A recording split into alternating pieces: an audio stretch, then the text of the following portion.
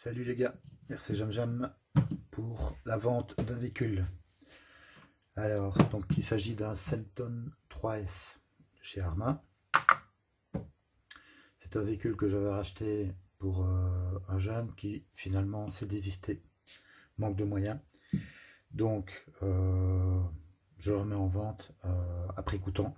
C'est-à-dire que c'est une machine que j'ai achetée à un prix raisonnable et sur laquelle j'ai corrigé les défauts. Donc vous me connaissez, moi j'aime bien les machines fiables et donc en général je n'achète que des bonnes machines dont j'améliore les quelques défauts et je les fiabilise au maximum, je veux dire. Voilà. Donc ça c'est ma manie à moi. Alors donc ici c'est une super occasion puisque c'est une machine qui n'a quasi pas roulé. Quand je l'ai eue, elle était très très sale, donc j'ai tout démonté à fond. Je pense que j'ai une photo de démontage, je vous montrerai ça. Et donc j'ai dû tout démonter pour tout nettoyer.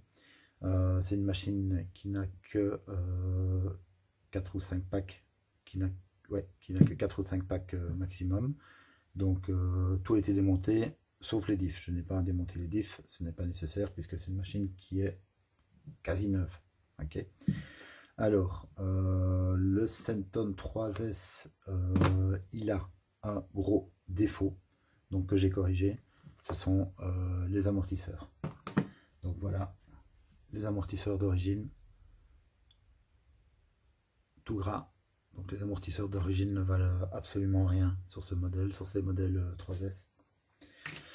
Et donc, je les ai remplacés par ce qu'il faut. Donc, suite à des conseils de Arma Passion et de Mani, RC Garage 68, j'ai acheté les remplacements en GPM. Et comme vous voyez, ce sont des amortisseurs de très belle facture.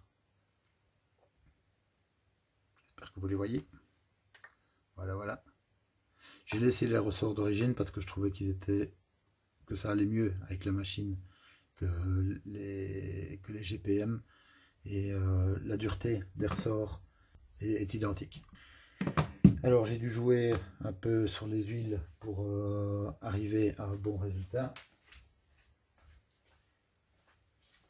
Et pour y arriver, donc j'ai dû mettre de la 2000 à l'avant et de la 450 à l'arrière. Simplement parce que donc ça fait... Vous pouvez vous dire que c'est une grosse différence entre l'avant et l'arrière, mais c'est pas le cas. C'est parce que les pistons dans les amortisseurs sont différents. Voilà. Et donc, comme les pistons n'étaient pas interchangeables, j'ai corrigé ça avec de l'huile.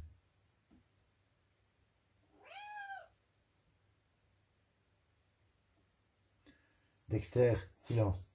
C'est non. Non. Donc voilà. Donc le principal défaut de cette machine corrigée avec des amortisseurs, bon, qui m'ont coûté d'ailleurs, hein, donc ça coûte style 50-60 euros. Un bon 50 euros, ouais, un peu plus de 50 euros pour les 4 morteaux. Et alors, au niveau des pneus, donc les pneus d'origine ont tendance à se déchirer quand on y va un petit peu trop fort. Et donc là, il y aura avec 4 pneus Louis Pioneer. Donc qui sont très très bons.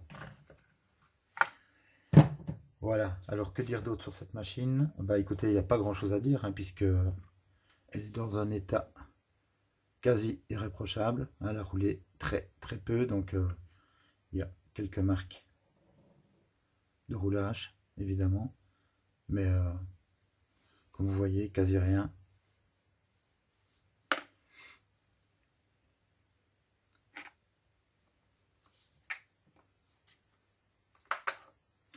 Donc elle est comme neuve. Toute vérifiée. Et oui, il y avait encore une petite chose. Il y avait encore un petit défaut. Je ne sais pas si vous allez bien le voir ici. Vous voyez là. Attendez, je vais vous montrer ça de plus près. Vous voyez en rouge, là, il y a la cale de train arrière. Ok. Vous voyez.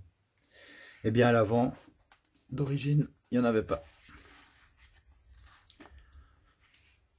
Elle avait été oubliée. Et donc, j'en ai fait une moi-même. Vous voyez là, la cale de train avant en aluminium que j'ai fait moi-même. Et vous voyez la vis que j'ai moi ajoutée, parce que je trouvais que ça manquait, afin que la cale de train avant reste bien contre à l'avant et contre les axes des triangles. Voilà, je vous mettrai une photo aussi. Donc ça, c'est une pièce que j'ai fait moi-même, qui était manquante sur le véhicule. Voilà, donc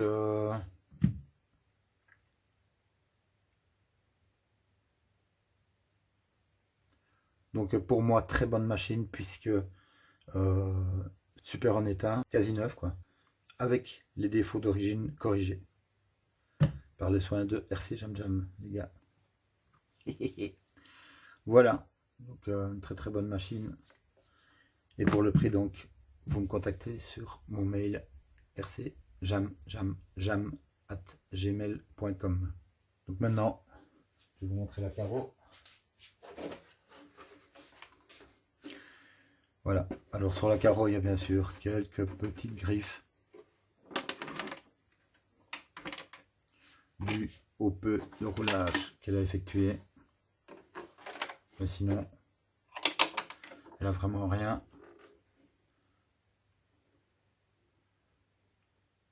Aucune déchirure. Et voilà. Il faudra juste que je lui mette encore un coup de soufflette. Parce que j'ai fait les essais dans la pelouse. J'ai soufflé la voiture, mais j'ai pas encore soufflé le carreau. Donc, voilà. Voilà l'engin. Je vais vous monter les roues dessus. Comme ça, vous allez voir un petit peu la suspecte.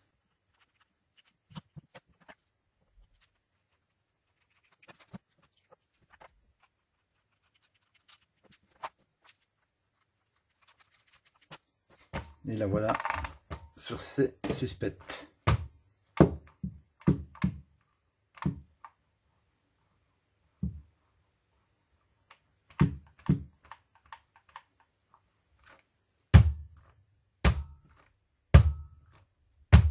Vous voyez, c'est pas mal. Surtout par rapport à ce qu'il y avait d'origine.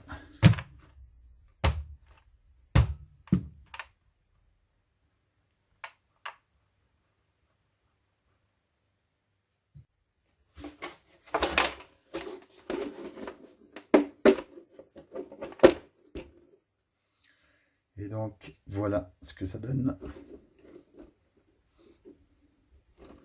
une fois monté.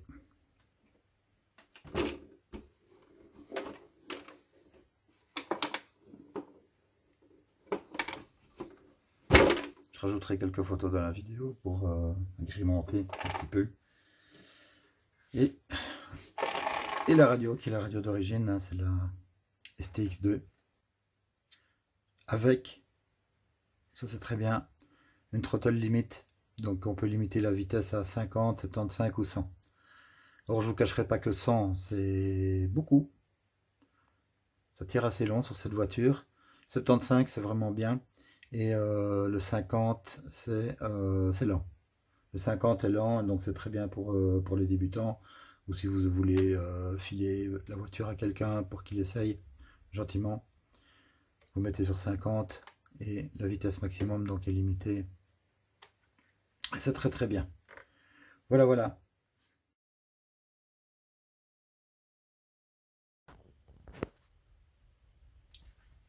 Si vous ne connaissez pas cette machine, donc les Arma 3S, eh bien vous allez sur la chaîne de Mani, RC Garage 68, et il vous fera la critique de ces voitures beaucoup mieux que moi.